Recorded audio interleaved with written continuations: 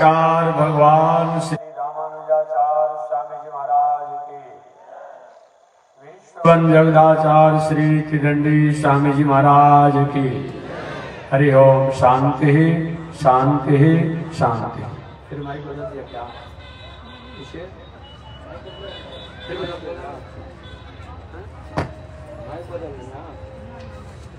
ना माइक नहीं बदल, ना माइक नहीं बदल। वो दूसरा पिना खोसले छोड़ दे जरा, अभी फिर खोसले हो गई। नारायण नारायण। श्रीमन नारायण लक्ष्मी नारायण, श्रीमन नारायण लक्ष्मी नारायण, श्रीमन नारायण नारायण नारायण, श्रीमन नारायण नारायण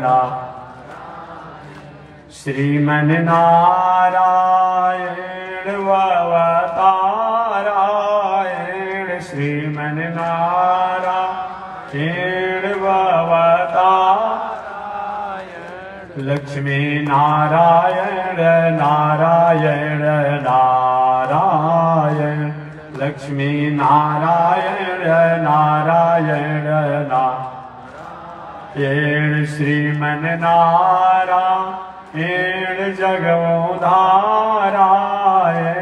श्रीमन नारायण जगोधारायण, लक्ष्मी नारायण नारायण नारायण, लक्ष्मी नारायण नारायण नारायण। आग लगी आकाश में बरसन लगे अंगारो, आग लगी आकाश में बरसन लगे अंगारो, संत नहीं होते जग में तो जल मरता संसारो, संत नहीं होते जग में तो जल मरता संसार, श्रीमन नारायण नारायण नारायण, श्रीमन नारायण नारायण नारायण। तनी देखी रघुनाथ जी हमारी ओरिया, तनी देखी रघुनाथ जी हमारी ओरिया, तनी ताकी रघुनाथ जी हमारी ओरिया, तनी ताकी रघुनाथ जी बगसर में आके रहुआ तड़का के मरनी, बगसर में आके रहुआ तड़का के मरनी, गौतम नारी अहिल्या के तरनी, गौतम नारी अहिल्या के तरन देखी रघुनाथ जी हमारी ओरिया, तनी देखी रघुनाथ जी हमारी ओरिया, तनी ताकी रघुनाथ जी हमारी ओरिया, तनी ताकी रघुनाथ जी हमारी ओरिया, श्रीमन नारायण नारायण नारायण, श्रीमन नारायण नारायण नारायण, लक्ष्मी नारायण नारायण नारायण, लक्ष्मी नारायण नारायण नारायण। बोलिए श्री लक्ष्मी नारायण भगवान की, श्री भाष्यकार भगवान रामानुजाचार्य स्वामी जी महाराज की, श्री प्रतिवाद भयंकराचार्य स्वामी जी महाराज की, अनंताचार्य गादी स्वामी जी महाराज की, परमाचार्य रामकृष्णाचार्य स्वामी जी महाराज की, विश्ववन जगदाचार्य श्रीमद विश्वक्सेनाचार्य अस्मदाचार्य पूज्य गुरुदेव श्री त्रिदंडी स्वामी जी महाराज की, पावन धाम की, पावन भाव की, पावन स्थल की, पावन महोत्सव की। जय जय श्री सीताराम, जय जय श्री राधेश्याम। जय जय श्री श्रीमन्नारायण, जय जय श्री भाष्यकार, जय जय श्री रामानुजाचार्य, जय जय श्री त्रिदंडी स्वामी जी महाराज। हरि ओम। शांति शांति शांति।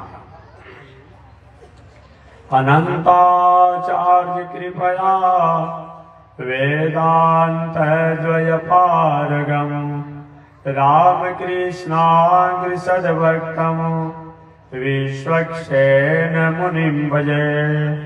काषायं यज्ञसूत्रं शुचिवपुषि तथा चोर्ध्वपुण्ड्रं च बाले यस्यास्ते दक्षहस्ते कलिकुमतिगिरीन्द्रेन्द्रवज्रं त्रिदण्डं संसाराग्नि प्रशान्त्यै मृतजलममलं दारुपात्रं पवित्रं श्रीविश्वक्सेन सूर्ये पदकमलयुगं श्रेयसे संश्रयामि।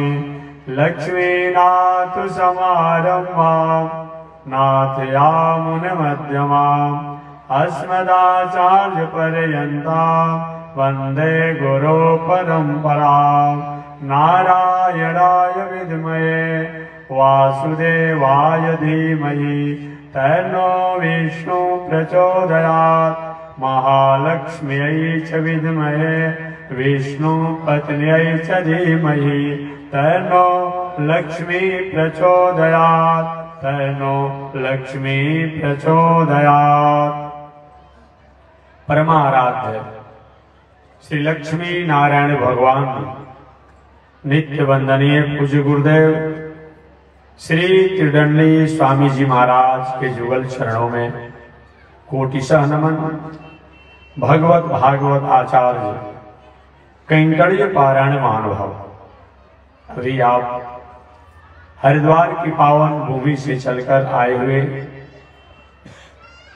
हरिद्वार पीठाधीश्वर श्री माया मधुसूदन मंदिर के पीठाधीश्वर जगत गुरु रामानुजाचार्य स्वामी बैकुंठनाथ जी द्वारा श्री राम कथा आप श्रवण किए। पावन भूमि पर पावन कथा को मैं भी निवेदन करते आ रहा हूं। पावन कथा प्रसंग अंतर्गत पिछले दिन निवेदन किया गया था मानवीय जीवन की पहचान, समष्टि की पहचान, सृष्टि की पहचान, प्रकृति की पहचान कथा है, संस्कृति है, मर्यादा है।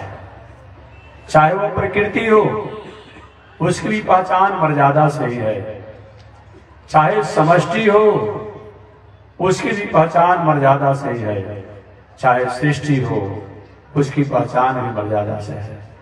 आपके महाराज मर्यादा और धर्म तो मनुष्य के लिए होता है नहीं, प्रकृति के लिए भी है, जड़ के लिए भी है, चेतन के लिए भी है, दोनों के लिए है, समष्टि के लिए भी है, सृष्टि के लिए भी है, प्रकृति के लिए है।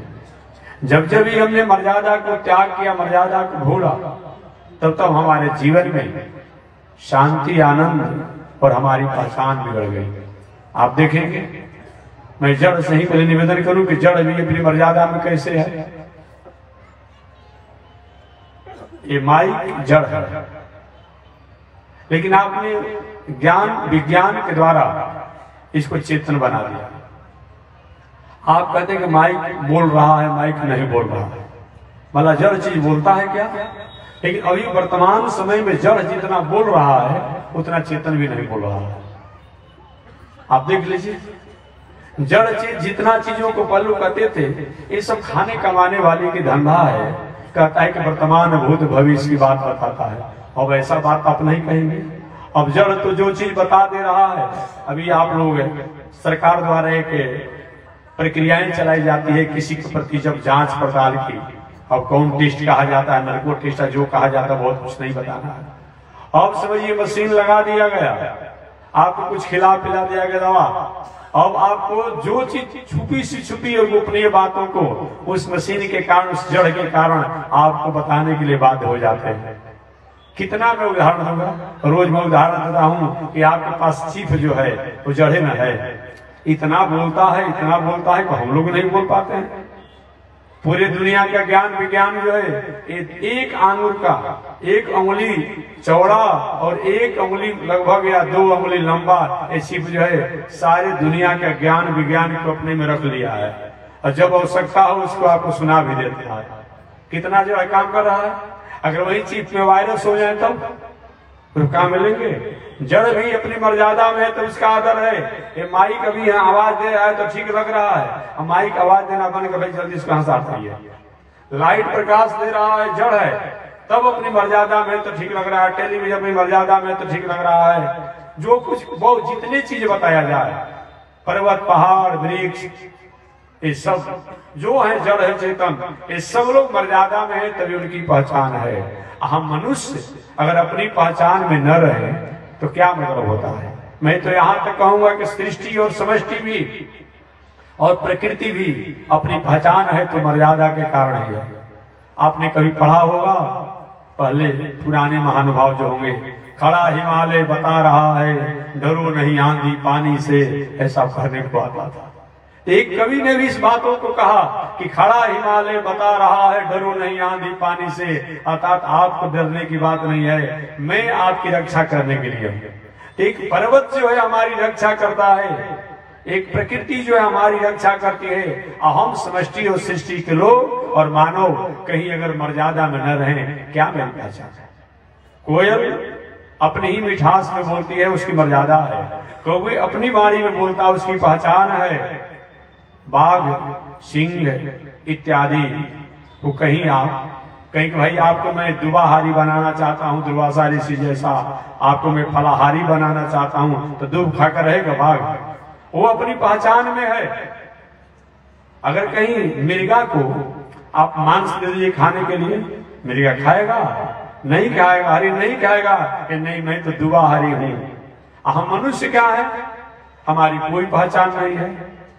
हम अगर हम भूल रहे हैं तो अपनी मर्यादा को भूल रहे हैं, अपनी पहचान को भूल रहे हैं। इसलिए हमें अपनी मर्यादा का कभी त्याग नहीं करना है, क्योंकि जब जब भी हमने मर्यादा का त्याग किया, और हम और आपकी बात छोड़ दीजिए, चाहे वो देवता हो, चाहे ब्रह्म ही परमात्मा ही क्यों न हो, या ब्रह्म की आराधनी शक्ति ही क्यों न हो, उनको भी जब जब भी अपनी मर्यादा को त्याग किए, कहीं न कहीं उनके सामने भी स्थितियां आई, परिस्थितियां आई।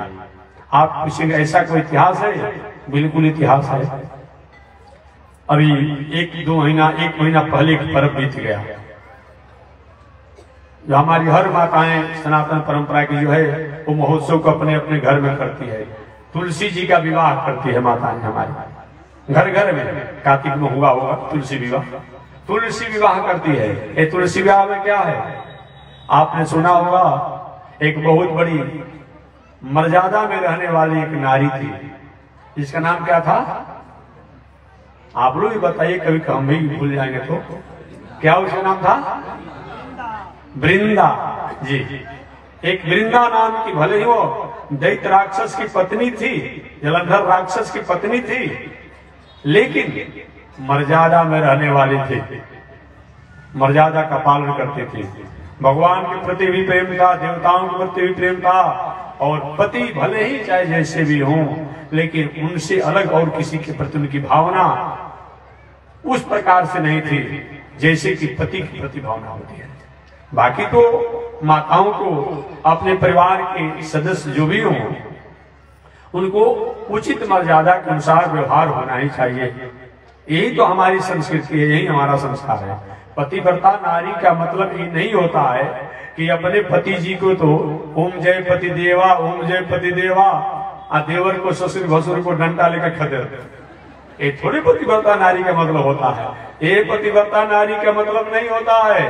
पतिव्रता नारी का मतलब होता है पति के प्रति तो मर्यादा है ही, कि उसी पति के कारण ये जितने भी ससुर हैं, भसुर हैं, देवर हैं, सास हैं, एबीसीडी जो भी लोग हैं, सबसे हमारा संबंध है। तो पति के प्रति तो समर्पण की भावना है ही, बाकी पति से जितने भी संबंध वाले लोग हैं, उनके प्रति हमें आदर की भावना तो रखनी ही पड़ेगी। जैसा जिनके प्रति आदर की भावना हो, उनके प्रति आदर की भावना रखेंगे, अब पति के प्रति समर्पण की भावना रखेंगे। ऐसा अगर होता है तो उसको पतिव्रता नारी कहा जाता है। तो मैं निवेदन करना चाहता हूं, कि वृंदा पतिव्रता नारी थी, मर्यादा में रहने वाली थी। जलंधर राक्षस अपनी मर्यादा से भटका हुआ था। वृंदा के मर्यादा के कारण, जलंधर राक्षस की पत्नी वृंदा के मर्यादा के कारण जलंधर राक्षस को भी कोई पलायन नहीं कर पाता, कोई मारने की, कोई से भिड़ने की, संग्राम करने की, लड़ने की हिम्मत नहीं रखता। इतनी शक्ति प्राप्त हो गई थी उस जलंधर राक्षस को।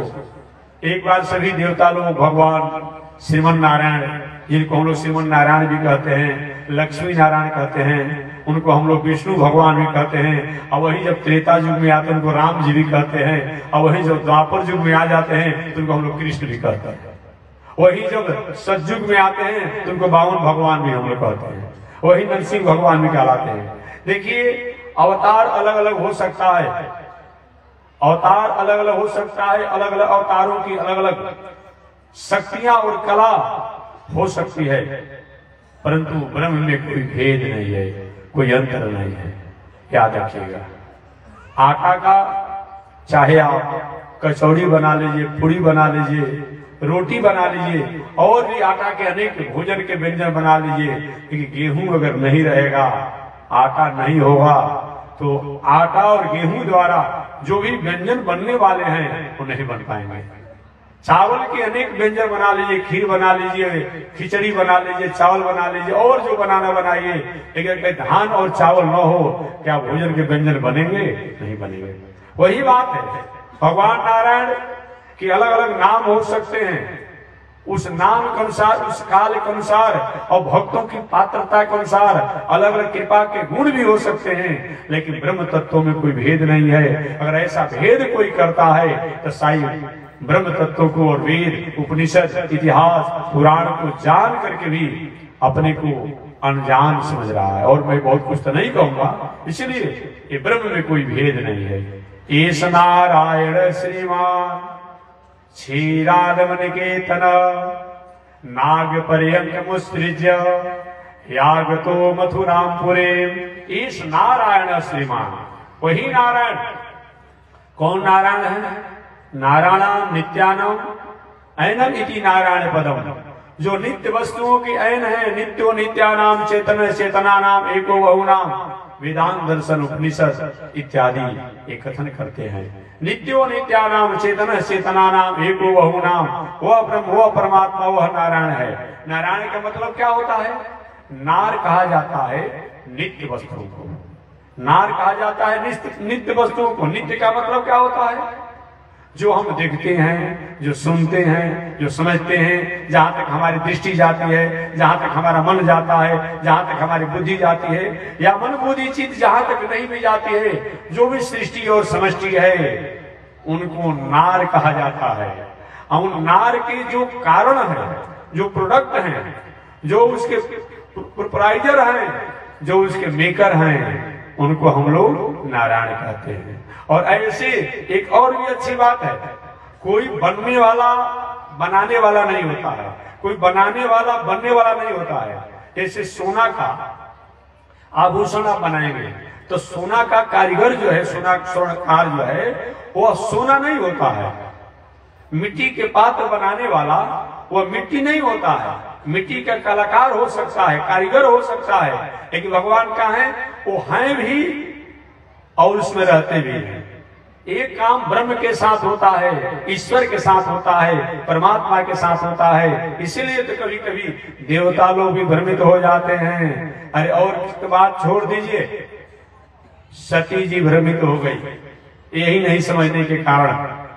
इसीलिए एक बात बहुत हमको अच्छा लगता, हमेशा अंग्रेजी के एक शब्द हमेशा मैं बोलते रहता हूँ, 2-4 बार बोल देता था, हमको बहुत अच्छा उससे। किसका लिखा हुआ था? कृष्णा ऐसा कुछ लिखा हुआ था, जो पढ़े हुए पहले समझेंगे।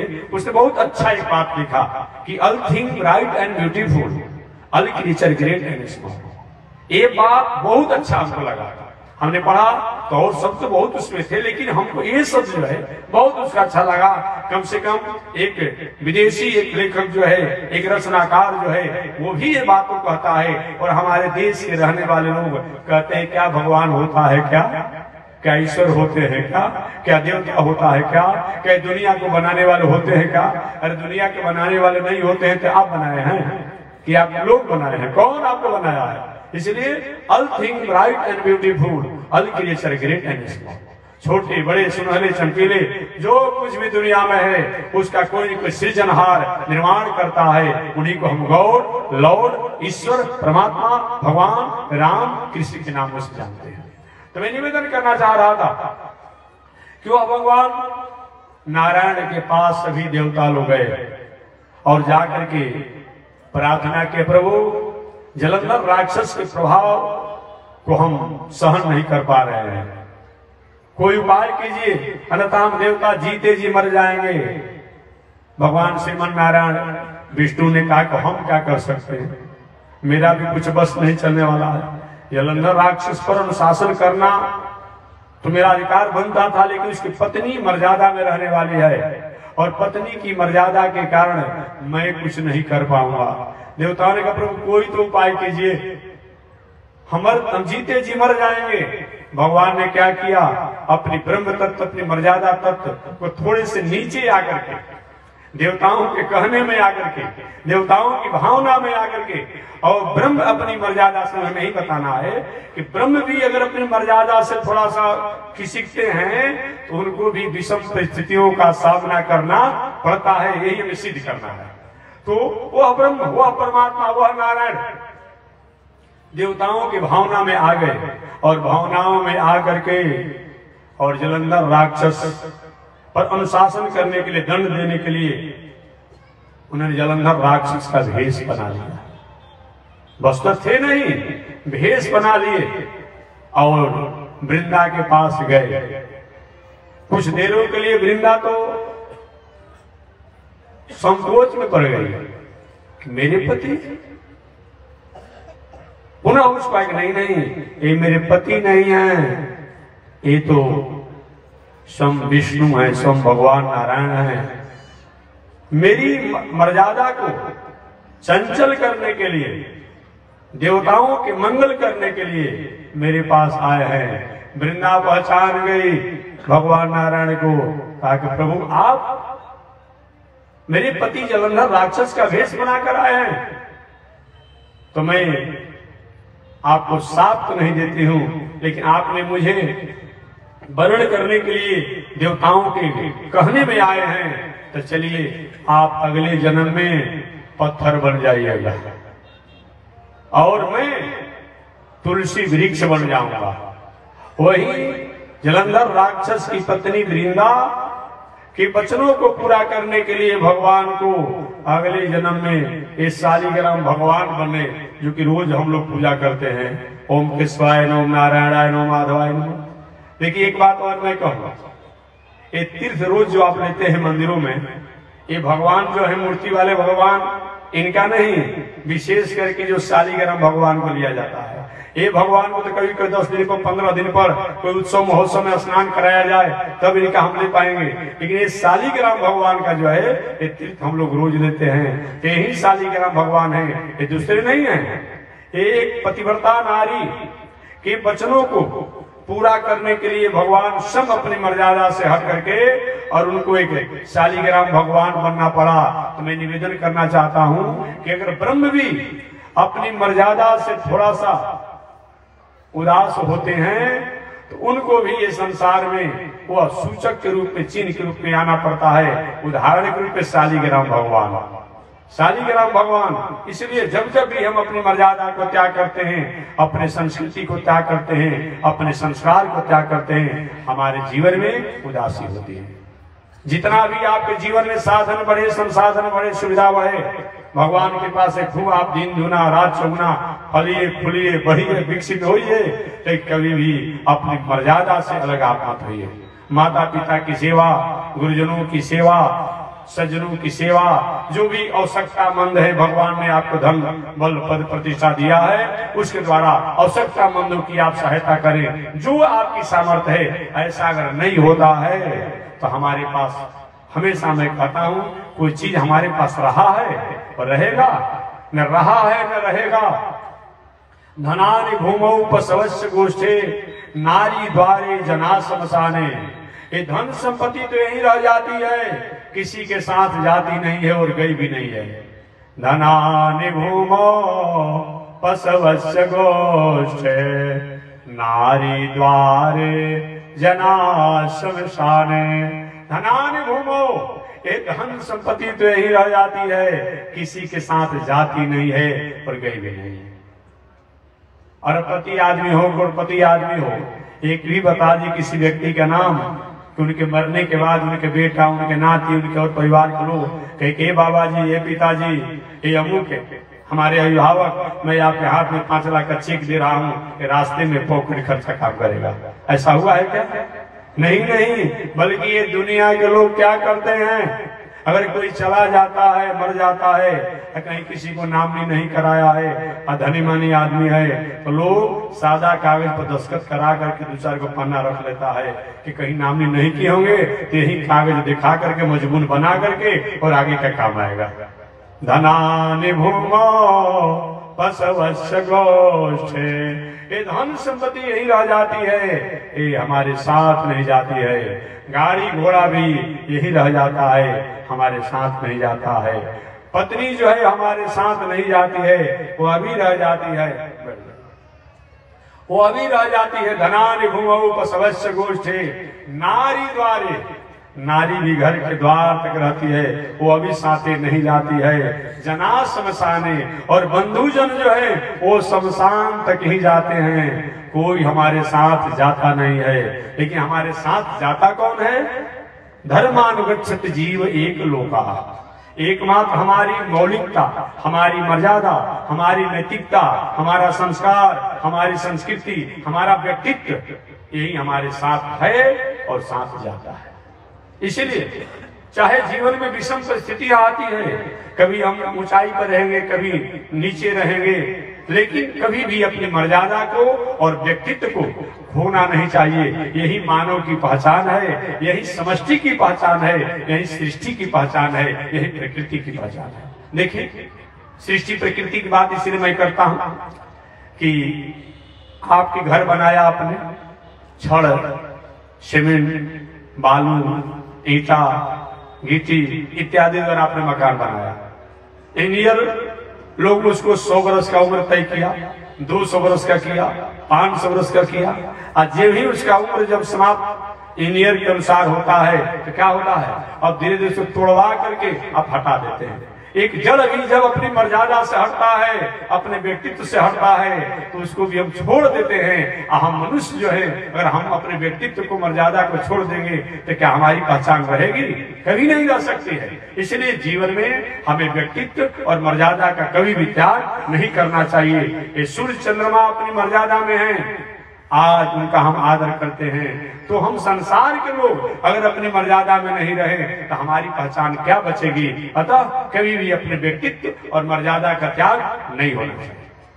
पिछले दिन मैंने निवेदन किया था, महर्षि वेदव्यास जी ने वेदों की रचना किया।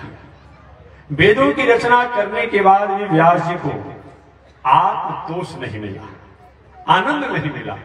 देखिए, केवल व्यास जी की बात नहीं है, हमारे आपके जीवन में भी बहुत कुछ होने के बाद भी, साधन संसाधन होने के बाद भी, सुविधाएं होने के बाद भी जीवन में कहीं टेंशन हो, डिप्रेशन हो, अटेंशन हो, तो अपने आप पे विचार करना चाहिए।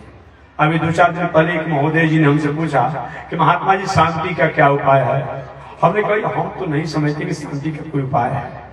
शायद हमसे ही जानना चाहते होंगे कि महात्मा जी कह देंगे गीता का पाठ कीजिए, विष्णु सहस्त्रनाम का पाठ कीजिए, रुद्राभिषेक कीजिए, महामृत्युंजय का जप कराइए, अमुक तीर्थों में जाइए, इतना दान दे दीजिए, ये सब होना चाहिए। ये हमारा स्वरूप का कल्चर है। कभी कुछ लोग कहते हैं महाराज जी पूजा पाठ धर्म कर्म से क्या मिलता है, हम कहते कुछ नहीं मिलता। अब आप कुछ नहीं बोलेंगे, अगर हम कहेंगे मिलता है तब तो कुछ आप बोलेंगे। हम कहते कुछ नहीं मिलता है, लेकिन नहीं करने से बहुत कुछ बिगड़ जाता है। बस इतना ही, इसे नहीं मिलता है। आप जब कहते क्या मिलता है तो नहीं मिलता है, लेकिन नहीं करने से बहुत कुछ बिगड़ जाएगा। आप कहेंगे कैसे? आप पूछ सकते हैं कैसे? एक व्यवहारिक बात जानिए। कि हम अपने शरीर में साबुन सर्फ जल से नहाते हैं, इस सबको क्या मिलता है? ये बात नहीं कि नहाने से कहीं मोटा ताजा हो जाएंगे, लेकिन अगर नहीं नहाएंगे या साबुन सर्फ का उपयोग नहीं करेंगे तो शरीर में बदबू आ जाएगा, अनेक प्रकार के बैक्टीरिया वायरस होंगे जो हमारे लिए हानिकारक रोग के कारक हो जाएगा। अगर हम पूजा पाठ करते हैं तो ये बात नहीं कि पूजा करेंगे, पाठ करेंगे, जप करेंगे, दान करेंगे, तीर्थ करेंगे, व्रत करेंगे, कोई आपको रोगी नहीं होगा, कोई आपके साथ समस्या ही नहीं आएगी, ये बात नहीं, ये हम नहीं कहते हैं। महाभारत में धर्मराज युधिष्ठिर जी ने नारद जी से यही प्रश्न किया था। धर्मराज युधिष्ठिर जी ने नारद जी से पूछा कि हे देवर्षि नारद बाबा, हमारे जीवन में इतना संकट आया है, जन्म के समय ही पांडव लोग कहते हैं कि जन्म के समय ही मेरे पिता की मृत्यु हो गई। पिता की मृत्यु होने के बाद किसी तरह मैं अपने राजभवन में, राजघराने में आया।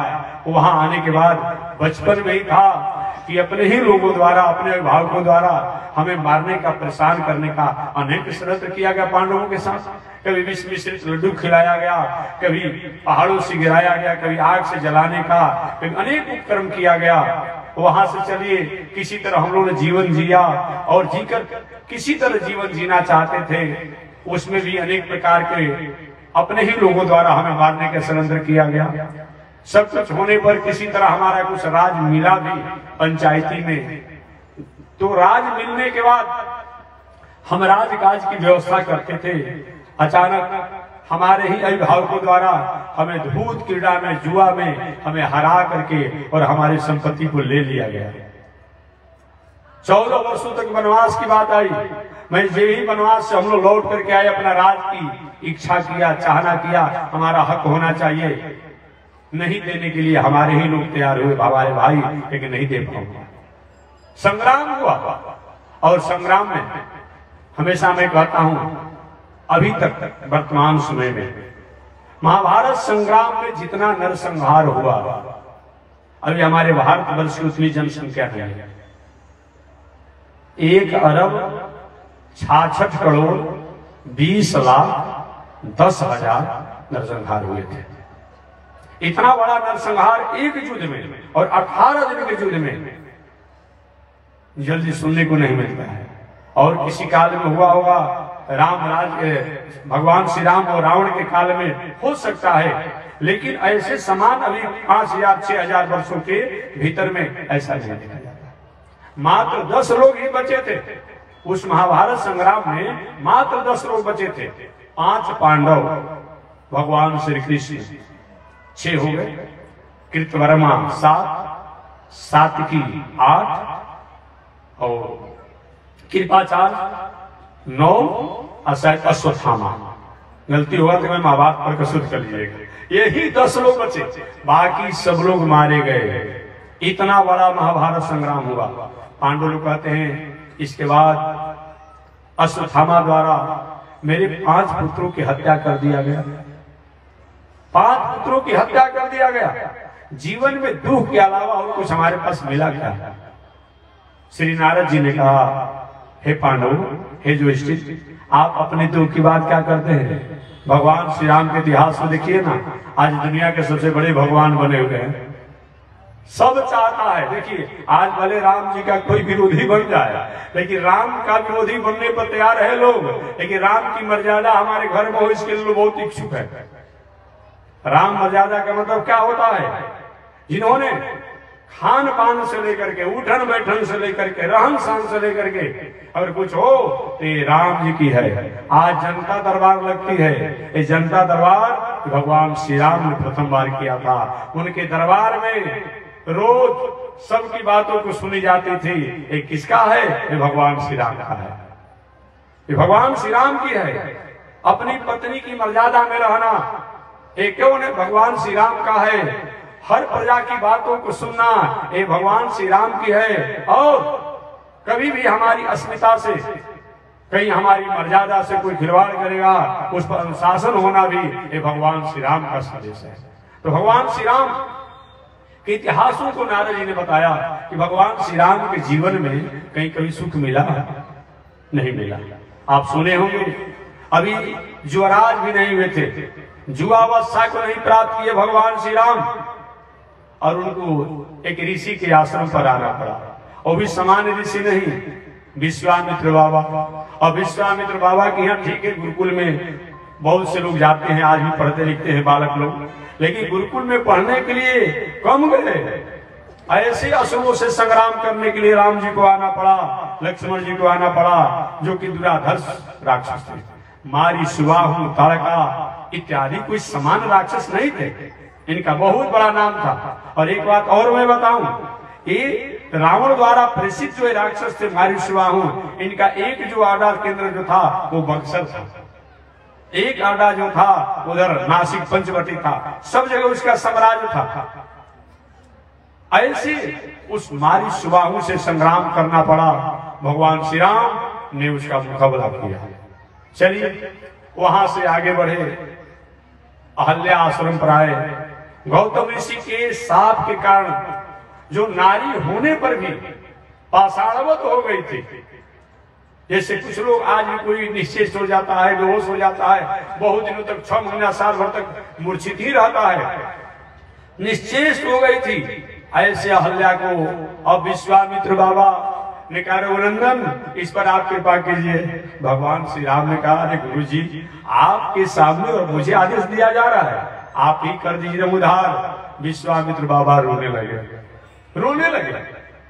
राम मेरी वो स्थिति नहीं है, मेरी वो स्थिति नहीं है। और पूरे विश्वामित्र बाबा ने अपने जीवन के दिनचर्या को बता दिया कि मैं जब राजकुमार था, विश्वामित्र बाबा ने कहा कि मैं जब राजकुमार था रघुनंदन राम, तो एक बार मैं वशिष्ठ ऋषि के आश्रम पर गया। वशिष्ठ ऋषि कौन है? भगवान श्री राम के कुल पुरोहित हैं, कुल पुरोहित का कार्य करने वाले हैं। वशिष्ठ ऋषि के आश्रम पर गया, विश्वामित्र बाबा कहते हैं। वशिष्ठ ऋषि के आश्रम पर गया, वशिष्ठ ऋषि ने मान सम्मान किया। आज भी हमारे यहाँ कोई अतिथि आता है तो भाई उसको जैसा हमारी व्यवस्था हो, पानी पीने की, खाने की, प्रसाद देने की व्यवस्था होती है। वशिष्ठ ऋषि के आश्रम पर विश्वामित्र बाबा गए। वशिष्ठ ऋषि ने विश्वामित्र बाबा का स्वागत किया। उस समय विश्वामित्र जी संत नहीं थे, राजकुमार थे, राजा थे। सत्कार समान हुआ तो विश्वामित्र बाबा ने वशिष्ठ ऋषि से कहा कि ये सत्कार समान इस आश्रम, इस जंगल में कहां से आपने किया? भावना में कह दी कि मेरी नंदनी गाय की कृपा है, कि नहीं गाय तो हमको दे दीजिए, कि देखिए गाय तो नहीं दूंगा। यही झगड़ा शुरू हो गया। देखिए जब हम कभी किसी प्रकार की अपना अधिकार नहीं होने पर वहां अधिकार विशेष करते हैं तो थोड़ी सी असहज स्थिति आ जाती है। अब विश्वामित्र बाबा ने दो झगड़ा की बात आती है, विवाद की बात आती है, और दोनों में यही विवाद हो रहा है। आप पुराणों को पढ़ेंगे, इतिहासों को पढ़ेंगे, दोनों में यही बात आती है। विश्वामित्र बाबा वशिष्ठ ऋषि से कहे कि ये गाय हमें चाहिए, चाहे इसके बदला में जो आपको लेना है लीजिए। वशिष्ठ ऋषि के लेने देने की बात नहीं है, ये गाय को मैं नहीं दूंगा। अब वशिष्ठ ऋषि ने क्या किया? गाय को छीन लिया। राजकुमार है भाई, छीन लिया। विश्वामित्र ने छीन लिया, और जब छीन लिया वशिष्ठ ऋषि उदास हो गए। उस समय नंदिनी उनकी जो गाय है हुंकार करने लगी, रोने लगी, अरे ईश्वर क्या हमारे द्वारा कोई अपराध हुआ है? किस अपराध के कारण हमें आप त्याग रहे हैं? वशिष्ठ ऋषि ने कहा मैं अपराध नंदिनी तुम्हारे द्वारा नहीं हुआ है, ये राजा बलशाली हैं, गाधी नरेश के पुत्र हैं, मैं इनका मुकाबला नहीं कर सकता हूं, और आपके पास क्षमता हो आप अपनी रक्षा करो। वही ऐसा कहना था कि बस उस नंदिनी द्वारा वीर प्रकट हो गए और विश्वामित्र के वीरों सैनिकों और विश्वामित्र को खड़े डाला। उसमें विश्वामित्र बाबा कहते हैं धिग क्षत्रिय वाला, ये विश्वामित्र बाबा की भाषा है, धिग क्षत्रिय वाला, ये राजा होना राजकुमार का अधिकार है। ये ब्रह्मर्षि जो है अपने तेज साधना द्वारा हमें पलायन कर दिया, मैं भी संत बनूंगा। और वही विश्वामित्र बाबा अपना राजकाज छोड़ करके और संत बन गए। थोड़ी सी बीच में आप कथा जानते हैं, बहुत बताना नहीं है, और कारण कभी कभी हो जाता है, नहीं चाह करके भी वशिष्ठ ऋषि के कुछ पुत्रों को, परिवारों को हमारे विश्वामित्र बाबा द्वारा समाप्त भी कर दिया गया। लेकिन वशिष्ठ ऋषि ने यही माना कि ये मेरे साथ होने वाला था, उसने बहुत उन्हें प्रतिकार नहीं किया। समय एक दिन यह आया, विश्वामित्र बाबा इतने ऊंच कोटि के संत हैं कि आज जिनको हम लोग वैज्ञानिक कहते हैं, आविष्कारक कहते हैं, रिसर्चर कहते हैं, एक सबसे प्रथम विश्वामित्र बाबा ने गायत्री मंत्र का आविष्कार किया। आज इतना हम लोग जनेऊ पहनते हैं और जनेऊ का अधिकार प्राप्त करते हैं और गायत्री मंत्र है, इसके आविष्कारक हमारे विश्वामित्र बाबा हैं, विश्वामित्र जी हैं। इतना ही नहीं, जो आपके गंगा किनारे चाहे कहीं बिना पानी सुखाड़ में बरसात में ऐसा कोई अन्न फसल होता है, हाइब्रिड जिसको आज अपनी भाषा में कहते हैं, सबसे पहले मक्का, बजरा, ज्वार इत्यादि का आविष्कार हमारे विश्वामित्र बाबा ने किया। समाज के लिए भी, संस्कृति के लिए भी विश्वामित्र बाबा ने तपस्या साधना किया, लेकिन थोड़ी सी बीच में एक त्रुटि भी हो गई। तपस्या साधना जब कर रहे थे, उसमें रोड पर कभी कभी लिखा रहता है ना, सावधानी हटी दुर्घटना घटी। इसी तरह लिख दिया गया है कि कभी कभी घटना घट भी जा रही है, घट भी जा रही है। विश्वामित्र बाबा तपस्या की ऊंचाई पर थे। कथा समय के अंतराल भी कहना है, आपने सुना होगा हरिश्चंद्र जी का नाम सुना होगा। हरिश्चंद्र जी के नाम आपने सुना होगा, राजा हरिश्चंद्र का। तो हरिश्चंद्र के जो बैठ जाए सामने, हरिश्चंद्र के जो पिता थे जिनका नाम था, वही बैठ जाए जहां जाए। हरिश्चंद्र के पिता का नाम था त्रिशंकु, आपने सुना होगा। बाबू हाला मत कीजिए, बाकी सामने। हरिश्चंद्र के पिता का नाम था त्रिशंकु। एक बार त्रिशंकु जी, हरिश्चंद्र के पिता जो है ना, मन में कामना किए एक ऐसा जग करेंगे, इस जग के द्वारा इस शरीर से स्वर्ग में चले जाएंगे। वशिष्ठ ऋषि के पास गए, वो भी तो सूर्यवंशी है ना, तो सूर्यवंशी है, सूर्यवंशी बाद में रघुवंशी हो गए हैं। बात समझिएगा, सूर्यवंशी बाद में रघुवंशी भी हो गए हैं, ये आपको जानना पड़ेगा। अब वशिष्ठ ऋषि के पास गए, वशिष्ठ जी ने कहा कि देखिए ऐसा जग हम नहीं करेंगे, ऐसा जग होता नहीं है। अब वशिष्ठ जी के पुत्रों के पास गए कि एक ऐसा जग करिए कि शरीर से ही हम स्वर्ग में चले जाएं। तो वशिष्ठ जी के पुत्रों ने कहा कि मेरे पिताजी ने क्या कहा कि क्या पिताजी का ऐसा जग मैं नहीं करूंगा। तब वशिष्ठ ऋषि के पुत्रों ने कहा कि मेरे पिता ने जिस कामों को रोक दिया वो काम हमसे कराना चाहते हैं, अच्छी बात नहीं है, जाइए आप कर्म से भटक जाए। वही उन्होंने कह दिया और वे चले गए विश्वामित्र बाबा के पास। हरिश्चंद्र के पिता त्रिशंकु जी विश्वामित्र बाबा के पास गए और विश्वामित्र बाबा के पास गए तो कहे कि महाराज मैं एक यज्ञ करना चाहता हूँ, आप इतने उच्च कोटि के संत हो गए हैं, ब्रह्मर्षि भी ब्रह्मा जी ने बना दिया है, तो आप मेरे लिए यज्ञ करिए, इस यज्ञ के बाद मैं स्वर्ग में चला जाऊंगा। उन्होंने कहा कि ऐसा वशिष्ठ जी से पास गए थे आप, कहाँ गए थे? तो उन्होंने क्या कहा, त्रिशंकु जी के वशिष्ठ जी कहा कि हम ऐसा जग नहीं करेंगे। विश्वामित्र बाबा ने कहा जो काम वशिष्ठ नहीं करेंगे वो काम विश्वामित्र करेगा, वो काम विश्वामित्र करेगा। विश्वामित्र जी ने यज्ञ किया त्रिशंकु जी के लिए और यज्ञ किया तो यज्ञ के पूर्णाहुति के बाद इतनी उनके पास शक्ति थी, बातों को मैं बताना चाह रहा हूँ। ऐसी कि यज्ञ के बाद समापन के समय अपने मंत्र विद्या द्वारा, ये भी लोग आश्चर्य पहले करता था, ये सब खाने कमाने वाले का धंधा है, कहता है कि अमुक अमुक ये ऐसी सीधी ऐसी साधना, अब तो मत कहिए। अभी आप होनहार वैज्ञानिकों ने, हमारे देश के होनहार वैज्ञानिकों ने चंद्रलोक के दक्षिणी छोर पर भी अपने विद्या द्वारा अपने उपकरणों को भेज दिया। अब आपको ऐसा शंका करने का कोई गुंजाइश नहीं है। आप देख लिए ना, चंद्रलोक में पहुंच गए। पहले तो लोग कहते थे इसी तरह लोग कहता है कोई ऐसे कुछ है, लेकिन अब तो जाने के वहां भी जमीन है, वहां भी पर्वत है, वहां भी पहाड़ है, अब तो सब लोग मान लिया। वही विश्वामित्र बाबा ने क्या किया, अपने मंत्र विद्या द्वारा त्रिशंकु जी को आकाश मार्ग में फेंक दिया, विद्या द्वारा, ये विद्या है, और फेंक दिया। स्वर्ग के अधिकारियों के नहीं, ये नियम नहीं है, वहां से उन लोगों को नीचे ढकेल दिया। अब नीचे जब ढकेल दिया, अब आवाज आ रही है गुरुवर मैं कहीं का नहीं रहा, बचाइए बचाइए बचाइए। विश्वामित्र बाबा ने जहां वहीं रुके रही, ऐसी उनकी विद्या रही, साधना रही, वहीं पर त्रिशंकु जी रुके रहे। अंत में कहा कि मैं दूसरा इंद्रलोक बनाऊंगा, दूसरा स्वर्गलोक बनाऊंगा, वरुणलोक बनाऊंगा, दूसरा देवलोक का मंत्रिमंडल बनाऊंगा, सप्तऋषि लोक बनाऊंगा। सारे देवता लोग आकर के विश्वामित्र बाबा से हाथ जोड़े। अरे महाराज ये तो मतलब क्या रह जाएगा, व्यवहारिक रूप में जानिए। और कोई जिला पंचायत में कहीं खड़ा हो और कहीं दूसरा व्यक्ति कहीं जीत गया और जो हारने वाला व्यक्ति कि हम दूसरा पंचायत का निर्माण करेंगे, ऐसा होगा क्या? हाँ कैसे करेंगे भाई? उसी में लड़ेंगे, भिड़ेंगे, सब करेंगे। लेकिन दूसरा पंचायत जो हो तो अलग अलग पंचायत, अलग अलग अमुची बनाने लगेगा, ये नहीं होगा। देवता लोग आकर प्रार्थना किए, ऐसा महाराज मत किया जाए, जो कहे वो माना जाएगा, क्योंकि मेरा तो जजमान जहाँ रुका है ना त्रिशंकु, वही उसको रहने दीजिए। आज भी त्रिशंकु जी को तिमडड़िया आप लोग कहते हैं, वही रुके हुए हैं। इतने बड़े तपस्वी विश्वामित्र बाबा थे, उनकी जो गायत्री मंत्र है उनकी साधना को हम भूल नहीं सकते हैं। फिर विश्वामित्र बाबा ने कहा, रघुनंदन मेरी स्थिति वो नहीं है जो मैं गौतम की पत्नी अहल्या का मैं उद्धार कर सकता हूँ, क्योंकि मार्ग में और बीच में मेरे द्वारा जो भटका हुआ ये भी उदाहरण और इतिहास को भूला नहीं है। आपने सुना होगा शकुंतला की कथा, आपने सुना होगा, मेनका का नाम सुना होगा। विश्वामित्र बाबा तपस्या साधना में थे, न जाने स्वर्गलोक से मेनका आई और कैसे उनको चंचल कर दिया, और चंचलता का उदाहरण शकुंतला है।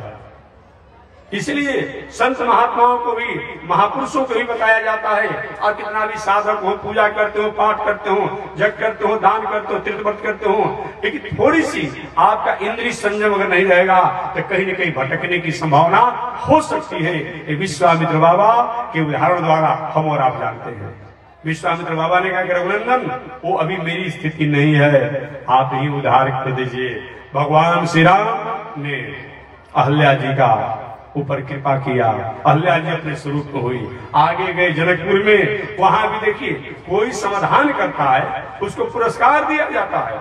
बहुत दिनों से जनक जी के लिए ये धनुष जग जो समस्या बना हुआ था, उस समस्या का समाधान किए। वहां पर भी विश्वामित्र बाबा आइए, कौन? परशुराम जी आ गए। और बताइए, परशुराम जी आ गए वहां पर, वहां भी क्या विवाद हुआ आप जानते होंगे, वहां भी विवाद क्या हुआ वो भी आप जानते होंगे। ऐसे भी एक तरह से समझा जाए तो परशुराम जी और विश्वामित्र बाबा दोनों अपने संबंधी हैं। लोग भले कह देता है, कभी कभी लोग कह देता है लोग कि अभी मैं था वहां पर जो जहां से आ रहा हूं, लिखा हुआ तो नहीं, ये बात नहीं, उसको समझिए बुझिए। मैं निवेदन करना चाहूंगा, परशुराम जी ने लिखा कि क्षत्रिय और राजा संहारक नहीं थे। जो आज भी किसी से, दो व्यक्ति से झगड़ा होता है, आज भी झगड़ा होता है, किसी विवाद, वहां भी वही विवाद हुआ। जो हयो वंश के राजा थे वो जमदग्नि ऋषि के आश्रम पर गए, उन्होंने सत्कार किया, उनकी गाय को उन्होंने छीन लिया, उसी में जो विवाद हुआ वहां भी हुआ है, इसीलिए विवाद हुआ है। अगर ये कहा जाएगा कि परशुराम जी क्षत्रिय के विरोधी थे तो शायद शास्त्र पढ़ने में आपने कृपणता किया है। उस समय दशरथ जी महाराज थे कि नहीं थे, जनक जी महाराज थे कि नहीं थे, अरे गांधी नरेश थे कि नहीं थे, कैसे आप कह सकते हैं? और एक बात और मैं मीठी बात कहूंगा, आप जानते भी होंगे तो जान लीजिएगा कि संबंध समझाने में हमको थोड़ा परेशानी होती है, आप समझ लीजिएगा कि विश्वामित्र बाबा की जो बहन है जिनका नाम सत्यवती है, वो सत्यवती हमारे परशुराम जी की दादी लगती है। बस इतना ही आप जानिएगा, दादी लगती है। आपने सुना होगा कभी कथा को महाभारत इतिहास की कि गांधी नरेश की बेटी का नाम था सत्यवती, पुत्री का नाम, विश्वामित्र जी की बहन का नाम सत्यवती था। और गांधी नरेश ने एक प्रतिज्ञा कर दिया कि जो 1000 सफेद घोड़ा ला करके हमको देगा उसी से मैं अपने बेटी का विवाह करूंगा। लेकिन कहीं भी प्रतिज्ञा जब होता है, प्रतिज्ञा विवाह होता है तो उस व्यक्ति के लिए लागू होगा, अब हर व्यक्ति को नियम लागू नहीं होगा। जैसे कि जनक जी महाराज ने एक संकल्प लिया था, प्रतिज्ञा लिया था कि जो धनुष को तोड़ेगा, शिव धनुष को, उसी से मैं अपनी बेटी सीता का विवाह करूंगा। तो अब चाहे वो जो भी धनुष को तोड़ता, चाहे नारद जी तोड़ देते, चाहे रावण तोड़ देता, चाहे कोई भी तोड़ता, जनक जी को अपने प्रतिज्ञा के अनुसार वो कार्य करना पड़ता। लेकिन वो प्रतिज्ञा जो है उस व्यक्ति के साथ, उस काल के साथ और उसी समय लागू होता है, वो सबके लिए नियम लागू नहीं होता है। जो आज कुछ लोग इस बात को नहीं समझने के कारण ये बात करते हैं। तो विश्वामित्र बाबा के पिताजी गांधी नरेश की बेटी थी जिसका नाम था, उस समय हमारे विश्वामित्र जी का जन्म नहीं हुआ था। सत्यवती के विवाह के अवसर पर उन्होंने घोषणा किया कि जो 1000 सफेद रंग के घोड़ा ला करके हमको दे देगा उसी से मैं अपने बेटी का विवाह करूंगा। उस समय अब कोई भी ऐसा नहीं हुआ जो 1000 सफेद रंग का घोड़ा ला करके दे। एक ऋचिक ऋषि थे। ऋचिक ऋषि ने कहा कि मैं व्यवस्था करूंगा, और ऋचिक ऋषि वरुण देव के पास गए और वरुण देव के पास के महाराज मैं जानता हूं कि आपके पास हजारों हजारों की संख्या में सफेद घोड़े हैं, हमें 1000 घोड़ा दे दीजिए। वही ऋचिक ऋषि ने वरुण देव से 1000 सफेद घोड़ा मांग कर लाए और जाकर के गाधी नरेश को दे दिए। वहीं गाधी नरेश की लाडली बेटी सत्यवती का विवाह गाधी नरेश के शर्त के अनुसार ऋचिक ऋषि के साथ हुआ। ऋचिक ऋषि और सत्यवती के वैवाहिक मर्यादा से जमदग्नि ऋषि हुए। कौन हुए? जमदग्नि ऋषि हुए। आज जमदग्नि ऋषि के पुत्र जो है परशुराम जी हैं। तब क्या संबंध होगा आप समझ दादी लगेगी ना, गलती होगा संबंध जोड़ लो तो जोड़ दीजिएगा। माने विश्वामित्र की बहन जो है उनका विवाह ऋचिक ऋषि से हुआ है, और ऋचिक ऋषि के पुत्र हैं ये जमदग्नि ऋषि, और जमदग्नि ऋषि के पुत्र हैं परशुराम जी। तो इसीलिए मैं निवेदन करना चाहता हूं कि ऐसे वहां समस्या का समाधान जो करे उसको पुरस्कार देना चाहिए। राम जी ने धनुष को तोड़ा तो परशुराम जी को आकर के वहां उनको पुरस्कार देना चाहिए और आकर विवाद शुरू कर दिए। हालांकि विवाद बाद में समझौता हो गया, समाधान हो गया, लेकिन विवाद शुरू कर दिए।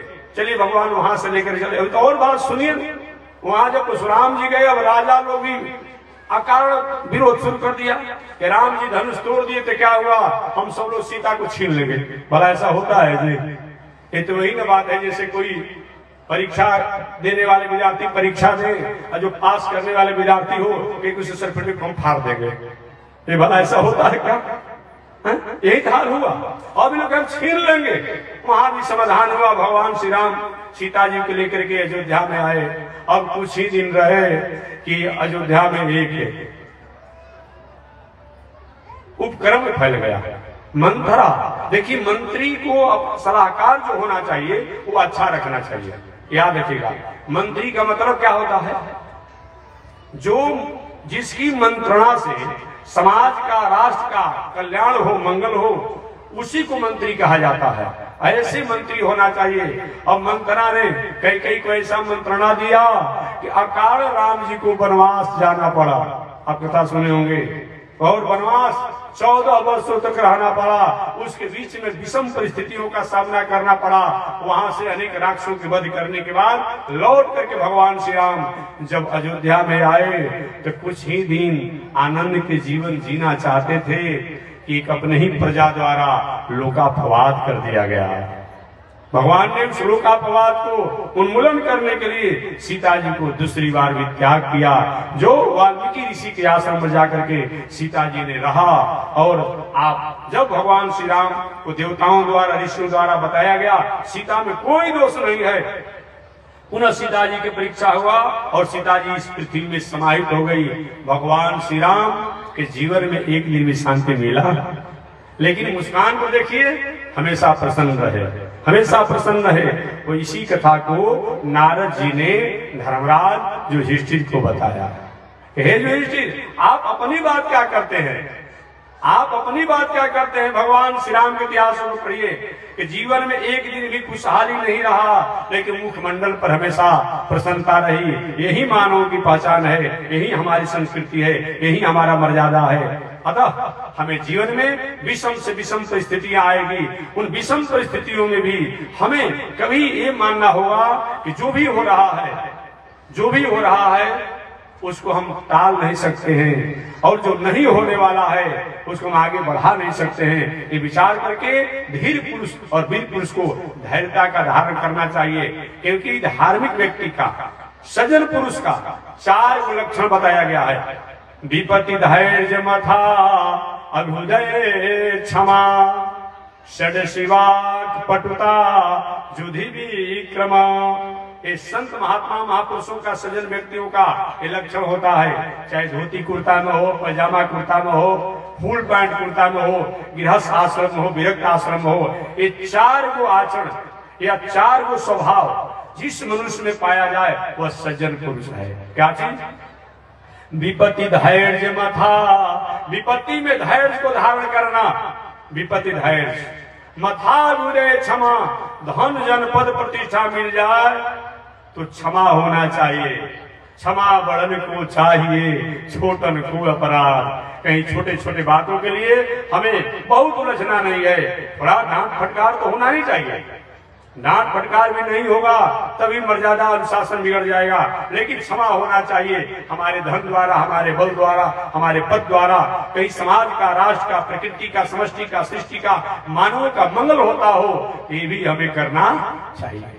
विपत्ति धैर्य मथा विदय क्षमा, सदस्य वाक पटुता, वाणी जो होना चाहिए सज्जन पुरुष का, समाज को मंगल और हित पहुंचाने वाला होना चाहिए। ऐसे वाणी नहीं जो समाज में आपसी रिएक्शन पैदा कर दे, ये नहीं होना चाहिए। सदस्य वाक पटुता और जुधी विक्रम, कोई भी अच्छा काम के संकल्प जब कर ले तो पीछे नहीं हटना चाहिए। प्रकृति सिद्धमिदं हे महात्मनो, ये स्वभाव से ये संत महात्माओं का लक्षण होता है। वही महर्षि वेदव्यास महाराज ने वेदों की रचना किया। वेदों की रचना करने के बाद भी व्यास जी को जब शांति नहीं मिली, एक दिन उदास बैठे थे, क्या करें? प्रेरणा हुआ, व्यास जी केवल वेद की रचना से काम नहीं चलेगा। वेद में कहीं कहीं आपने अपने लेखनी में जो चीज नहीं लिखना चाहिए वो लिखा गया है, और जो चीज लिखाना चाहिए उसको आपने कृपणता कर दिया लेखनी में। अतः उपनिषद और ग्रंथों को लेकर के इसकी व्याख्या की विस्तार से करें तो शेष चर्चा अगले दिन में करूंगा कि महर्षि वेदव्यास महाराज के वेद की रचना करने के बाद भी आगे उनको कैसे संतुष्टि मिली, आनंद प्राप्त हुआ, ये अगले दिन कथा होगी। एक बार भगवान का नाम ले, आगे परमात्मा की जैसे। श्रीमन नारायण लक्ष्मी नारायण, श्रीमन नारायण लक्ष्मी, श्रीमन नारायण नारायण नारायण, श्रीमन नारायण नारायण नारायण। बोलिए श्री लक्ष्मी नारायण भगवान की, विश्ववंद जगदाचार्य श्री त्रिदंडी स्वामी जी महाराज की। हरि ओम। शांति शांति शांति।